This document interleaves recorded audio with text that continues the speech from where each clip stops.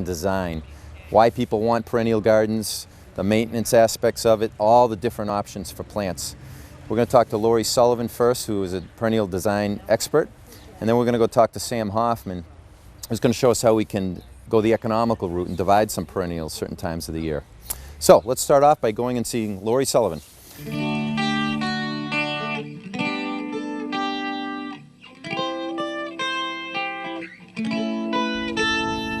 Lori!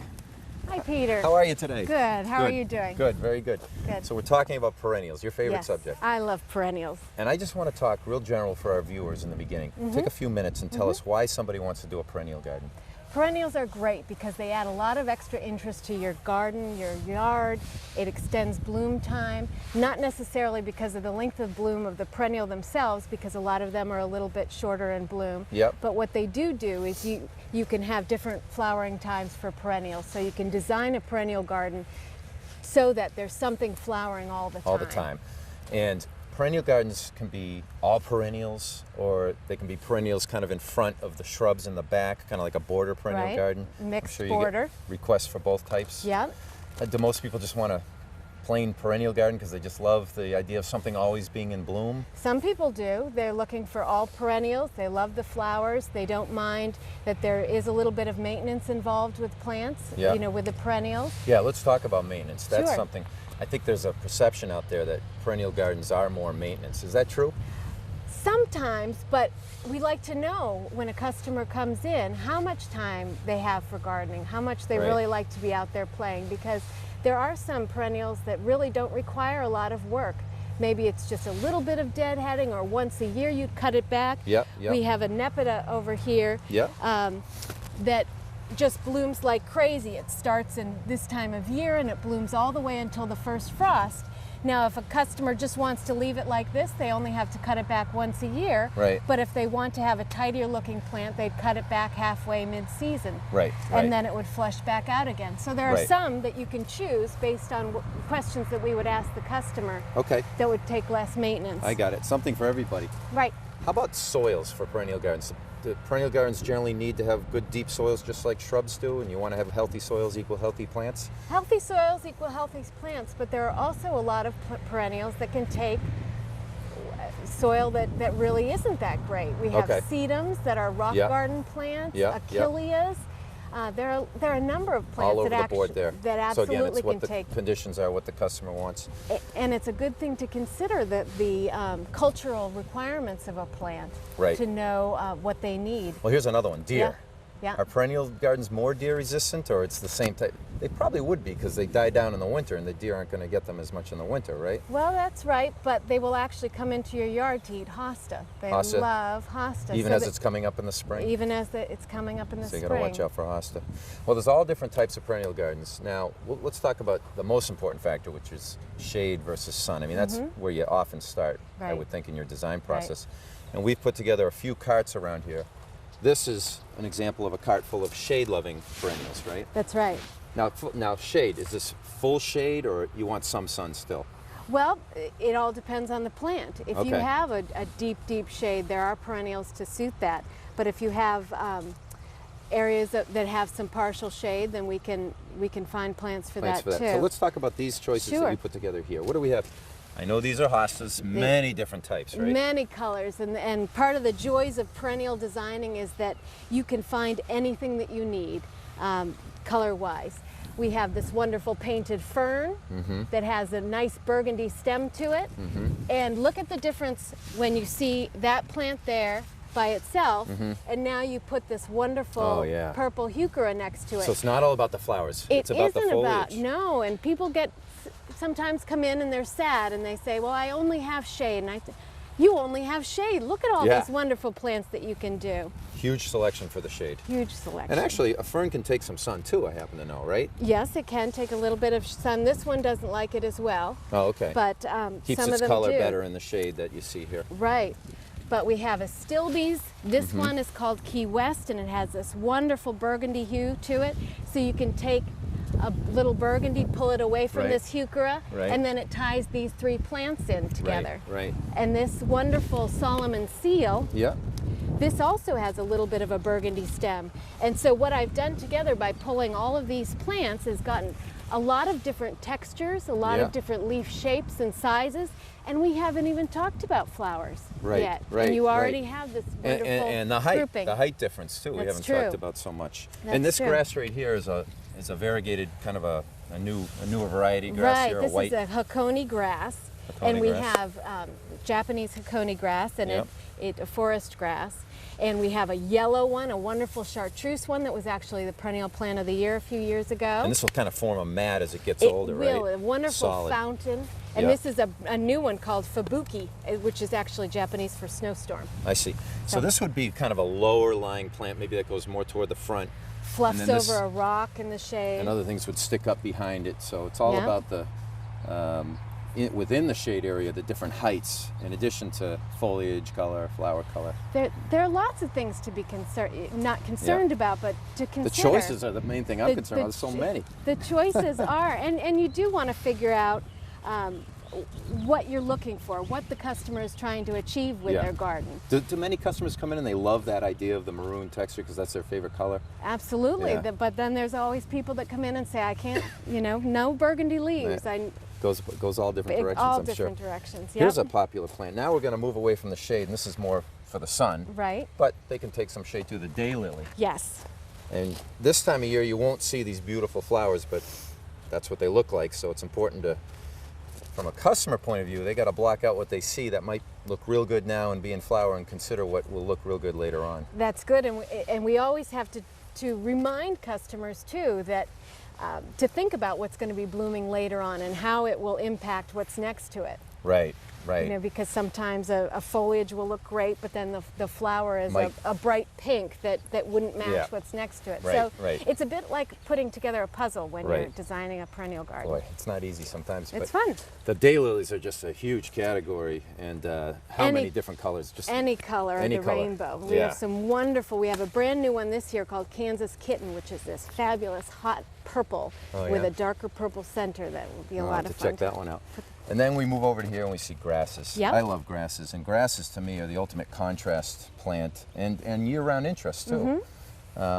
We put them together so that you can see the smaller one, the medium one, and the larger one. That's typically how you see them planted in the landscape? It is, and sometimes people mix them in, just as another plant to add a little bit of structure to the back of a perennial garden, but some people have all grass gardens, and there are just so many numbers, limitless, I mean, look at the difference really. here. You got this variegated yellow foliage with the blue. I think that looks really neat. It looks great, and this is a Calamagrostis that's going to get to be about 4 or 5 feet. So this time of year, it is a little deceiving. So when you see this gotta short read little the labels. plant, you do have to know, read the labels, and all of the labels here in the pot give you all the specifics for cultural requirements and zones, hardiness level and heights. Yep. I think grasses are a great choice. And then we move over to, what do we have here? We've got a whole bunch of different things, but are these generally sun plants on this card? These are generally sun plants, and what I've put together here are actually some of the really tough, hardy plants, and it's always important because sometimes you get distracted by all of the new cultivars out there. You want some of the old standbys. You want some of the old standbys that you know are always going to come back, and the Perennial Plant Association has a Perennial Plant of the Year each year, and they choose them based on level of maintenance, color, year-round interest. And so this year, this is Amsonia hubrechtii, and this is the Perennial Plant of the Year for 2011. Now it's a light off blue, or is it a white? It is. It's a light blue, and it's a star flower. And this looks tiny, but it's going to get to be a 3-foot mound, and it has this great texture, which is easy to combine with anything. And it comes up 2 or 3 feet as well? 2 or 3 feet as well. And then in the fall, this turns a beautiful butter yellow. Okay. So it's a great plant to add. So it's a two-season interest plant at least. Yes, exactly. And then what do you have? I love peonies. I mean, talk about just like the daylilies, all the selection there. It's what color do you like, right? Singles, doubles, early, mid, late season plants. Okay. Different colors. I didn't realize there's a long range in bloom time with the peonies. Yeah, this time of year into June, toward the end of June. Okay.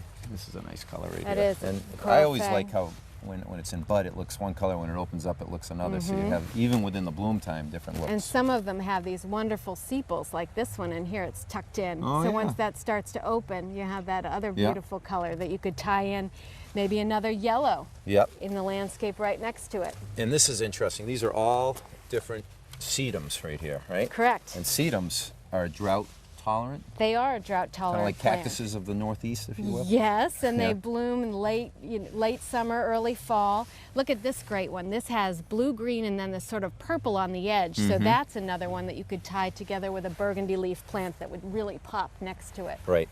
And it's important to tell the viewers when we say drought tolerant, that doesn't mean that you can't water them. You got to get them established. You have to get them established. But then they can withstand then some dry conditions. They Yeah. do. So these They you'll do. see in drier areas, rockier areas, poor soil, Right. kind of like alpine garden look. to it. Exactly. Yep. Exactly. And what are the other two that you have And here? so this one is Baptisia australis, and this is a great plant because it looks small right now, obviously, but it's quite a good plant for adding structure to the garden. Okay. Because it's going to be about 3 feet tall, a nice broad plant, vase-shaped. Yeah, It yeah. has a beautiful blue-purple flower. It's called false indigo. Oh yeah. Blue-purple flower that comes up in May, and then once the flowers die back, you can pretty much prune it, and it looks like a shrub in the back of your Oh, perennial yeah, garden. yeah, So now it that you really say that, adds yep. some good structure to it. And then we talked about the nepeta earlier, which is catmint. Catmint, right? Cats will like to eat that. Well, they will lie in it. They will do lie in it? like it. It's not the same thing as catnip, but it definitely. And then your last they card like over it. here, again, more sun-loving. More sun-loving plants. What I wanted to highlight here are how important it is to have some different flower shapes in the Okay. garden. So you have this great allium, this globe master, Yeah. next to a salvias, the May night. May night, And okay. then this adding this nice fuzzy texture of an achillea, Achillea. which is going to be a yellow flower. A little bit and later. they kind of go, they're kind of a wispy look to it, right? Right, a flat Rounded. umbel. Umbel, there you yep, go. Yep. And I then like this these. is euphorbia, Okay. which is just barely a flower. These really are almost like bracts. Oh yeah, yeah, that's right. So And- they turn into leaves after they bloom. Is that what happens? Yeah, it all just sort of disappears. Yeah. But it gets to be a nice looking plant. And then this low little perennial geranium. Geraniums. Isn't this great? This wonderful leaf next Yeah. to all of these other ones. It really just, they work together nicely. And so what you'd want to do when we look to design a perennial garden is that you want to take a combination that you really like and then either repeat it exactly or just in theory, just color-wise, make sure that you have a bright purple down the line so that you Right, have unity right. throughout your bed. Right, either or. Right. Okay, well, Lori, thank you very much for the education on perennial garden design. and You're we'll welcome. See you next I time. enjoyed it. Thank you. Thanks. Bye.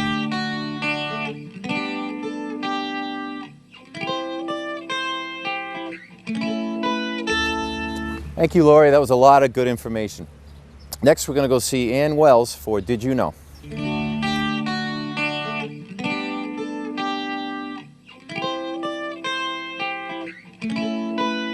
Hi, I thought I'd, in this segment, talk about mulching perennials. Mulching for a perennial bed is just like any mulching concept. You use mulches to moderate soil temperature, to moderate soil moisture, and to suppress weeds. There are a few special considerations when you're talking about both the materials and the technique for mulching in perennial beds. Basically, you need to work at about a 1-inch layer. You don't need to go deeper, which you might do with shrubs. For perennial beds, you keep it shallower.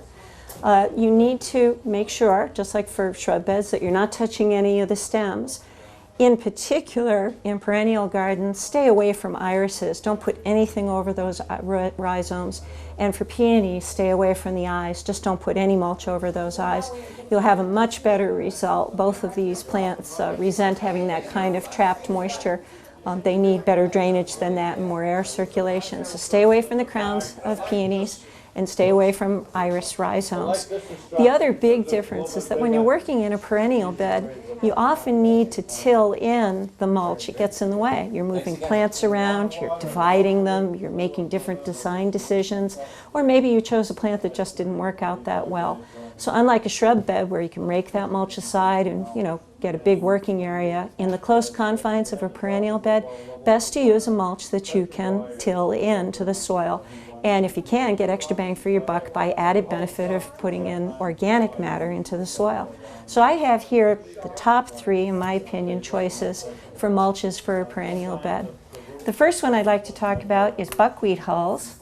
These are the hulls that result from buckwheat milling, the buckwheat that we all eat, or, well, maybe not all of us, but a lot of us do. And this is a very pretty brown color. It's a very fine mulch. It's very nice in a refined bed. But it's also just a terrific weed suppressant and moisture control. There's a downside probably to every kind of mulch. For buckwheat hulls, you'll find they're very difficult to spread on a windy day. But the minute you water them down, just sprinkle them lightly with water, they lock up nicely and they really will stay put. So just don't spread them during the gale. You'll get very frustrated. Work slowly, water them down. They lock up beautifully. They retain this nice color through the season, and they're very easily tilled in. Returns good humus content to the soil. The next choice is cocoa shells. These two are the byproduct of food, and these are the shells that remain. You can see that it's a bigger texture. It's a brighter brown. It's also very aromatic. The downside on cocoa shells is that because they are aromatic, you'll have, within the first 3-4 days that you put them down, a few chipmunks or squirrels that kind of explore to see if there's anything good to eat in among them. Once in a while a dog will like the smell and take a bite, but this usually passes within days just because they discover there's nothing there for them. Again, these will lock up nicely once they're sprayed with a little bit of water. You can till them in. A wonderful look, a very warm brown look in your garden. And if you like chocolate for about the first week, it's a delicious way to work in the garden. The next choice, this is a product that's more and more available on the market. This is a compost mulch. It's not a straight compost. You can see that this is the darkest colored. It has a texture sort of in between the cocoa shell and the buckwheat hull. This is a mix of composted horse manure and wood shreds, wood shavings. So it has a very good texture for your garden, nice color, and the horse manure, of course, puts a lot of valuable nutrients in, so you don't have to hesitate about digging it in. If you're in a sort of a woodland setting where you have ferns or woodland plants like hostas, you can use bark mulches around those because it'll seem a little bit more natural if you want to, especially if you need to taper it into a shrub bed area where you already have bark mulch. But remember, you shouldn't be tilling that product into the ground. So all of these you can till in, and it's a terrific way to go to get all of those 3 goals achieved: soil temperature moderation, soil moisture moderation, and adding some organic matter. For these 2, I want to leave you with just one last thought. We get calls every year from people who use the buckwheat and the cocoa, and they say, well, it got wet and all of a sudden it got all moldy. That is completely natural. It molds over quickly. The next dry day, that mold dies away. It's not damaging at all to your plants. It's just a natural happenstance when they're out there spread for the first time. And so while it's alarming, it passes quickly. And these are 3 just terrific products for your perennial gardens. If you ever have any questions, just call us. Thanks. Bye.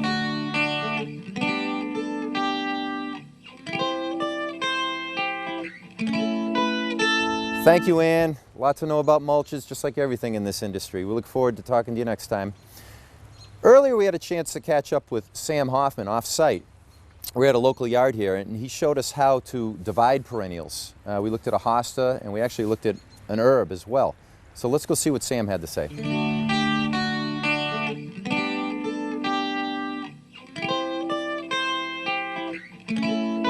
Okay, Sam, so we're here at a house where this is a hosta. We're in early spring, and it's kind of been here for a while, and you can see there's a circle with nothing in the middle. Right. And that would indicate this hosta's been here for a while. Right. And what I want to do with this is I want to keep some, because this is where I want the plant to be, but I want to get rid of the rest. And we're actually going to transplant by dividing this hosta up and putting it into other sections so we get multiple plants out of one. Excellent, because hosta is a great plant to do that with, because it's a easy plant to divide and cut up, and so let's do it. Now, before you begin, is this the right time of year to do it when the leaves are out like this? Yeah, you can do it from early spring. Usually I like to wait till you can start to see the eyes coming up. You call the eyes when these are a little bit smaller, but to this size is great, and today's kind of a cloudy, rainy day, so it's perfect. You can do this year-round basically, but if you do it early spring, they won't miss a beat. You do it now, it's still early enough, and you as long as it's a cool damp day. Yeah. Okay. If it was 80 degrees and sunny, you might not want to do it. How about other perennials in the spring? That's still the best time to do most perennials, Still the best time to do most perennials. Okay. Garden phlox, sedums are easy to divide. Daylilies, all are good for spring. Okay. There are a few that are better to do in the fall, like peonies. Yeah. But most of them you can do in the fall, and actually a lot of them you can do year-round. But in the springtime, they recover much quicker, and then you can enjoy them that season, Okay. and they hardly miss a beat. Okay, well, let's show how it's done. So you just gotta dig down in here. In between these plants, it's going to be a little hard. You can see it, so you really have to step on it. You kind of need a sharp spade, Yeah. and you see it, pull that apart, I like the spade, nice straight edge. come around, you just connect all the cuts. A lot of roots in there, you can tell. Hostas have a great root system. That's why it's a great garden perennial, and it's very drought resistant because of the great root system. See in the middle, it's kind of loose in there because you Yeah. can see how it's grown out. Yeah, yeah. All right, so I've cut all the way around. Now you put a Now little more you're force popping on up. it. Yeah, see, this leaf has come out a little bit. Yep. Now you pull this out. Just use your hands. All right, so that's one good section right there Yep. that you got. We'll put that one right there. Why don't we do 3, and then right. I'll give one to my neighbor. So maybe Sounds we'll good. divide this one in half, right? All right, Okay. we can do that. Now, what I like to use, instead of using the spade, especially this time of year when you might damage the plants, is you get a sharp knife. Right. Now, I don't recommend one from the kitchen because usually the husband or wife gets a little mad at you. I got this one at a tag sale, Okay. and so then you just cut them like that. And right through these big chunks like that is no problem, huh? No problem at all. So now Lot you of got roots. 2 nice sections, Okay. right like that with a nice sharp knife. Great. And then we just finish off by, fixing your hole and putting these in the ground where you want them. Yep, so Right let's there. start in the back here. Okay. And again, you don't want to plant things too deep with perennials, just like a woody plant, or Just right where right it about was level before. with the Yep, ground? Right with level with the ground. okay. Get those roots down there. Quick and easy. Stick another one right there. Now is that far enough That's far apart? enough. No, that's far enough apart. Okay. Because then we'll stick one right back in here. Finish that off back in there. Okay. And stamp it in a little bit. Gonna want to give that a little, a good drink. Okay, we can do that after the fact. And then you got one left to give to a neighbor or a family member. Or even, a lot of times, in the springtime, there's plant sales going on for garden clubs. So And throw this- it in a pot and bring it to one of those? Exactly. Okay, great. Well, that was easy. Let's go take a look at how you can do the same thing with your herb garden. Let's go walk over here and do that.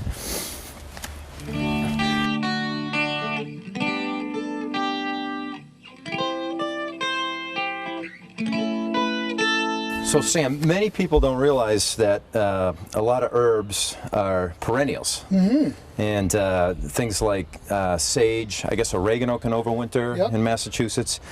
And we're looking, obviously, the mint took over my garden here, but we're looking at chives. Yep.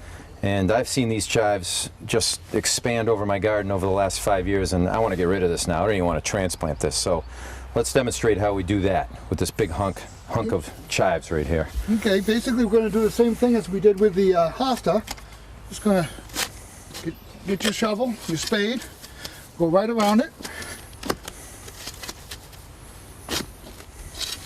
And this is pretty much fully grown. And it's still okay for the plant to do it. Oh yeah, chives don't miss a beat. Pull it out, shake it a little bit. I'm going to get my knife and do just like I did with the hostas. You reach down in here, Yep. separate this out as best you can. Mm-hmm. Got a little Little snake in there. There he goes. cut those down like that. Turn it over. Cut that piece. And we're going to put these in pots. So you're making 4 equal sized pieces. Yep. I'll grab these pots. All right, you lose a little bit, but that's no big deal. Pretty much put them in the, we'll get rid of some of the mint here. A little soil on the bottom there, fill that up. Okay.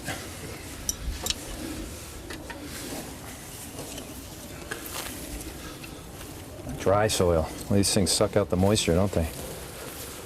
Smell good though. You got a little mint with you. Got a little mint with your chives. Yeah.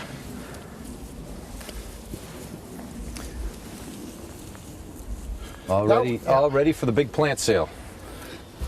And we can, we'll have to water these, right? Yeah, definitely water them in. You're gonna need to give them a good drink so they're nice and soaked. Will they weep? I know it's a overcast day, but would they weep if it were a hotter, sunnier day? Yeah, if you put those in the shade, shady side of the house, and get a good water, by tomorrow they'll be standing up straight, and they won't even know that they were dug. They recover quickly. Know anyone who wants any mint? I recommend against it, actually. It seems to take over my garden. Well, you have to just make a little bit more mint tea in the summertime. And there you have it. All right. Well, that was easy. Thank you, Sam. That was a good demonstration of how to take perennials, and people don't realize that herbs are perennials too, and that they can keep on multiplying those the same way they can with the regular perennial plants. Absolutely. And the spring's the best time to do it. Absolutely, and again, you know, it was great to share with the neighbors and the family. All right. Thanks, Sam. All We'll right. talk to you next time. Thanks.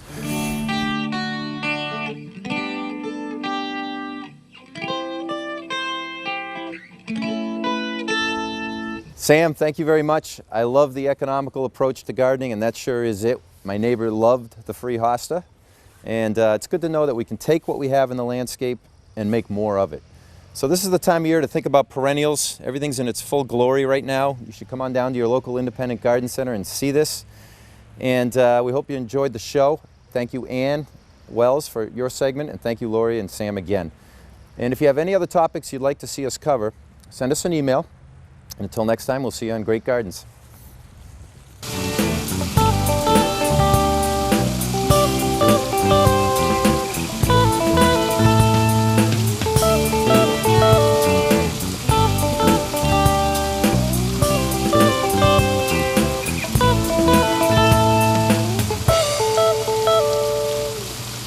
For the trees on our street. At my campground. We promise to not move firewood. Because the emerald ash borer beetle could be inside. You move firewood, you spread the beetle. We promise to not move firewood. Join us at stopthebeetle.info.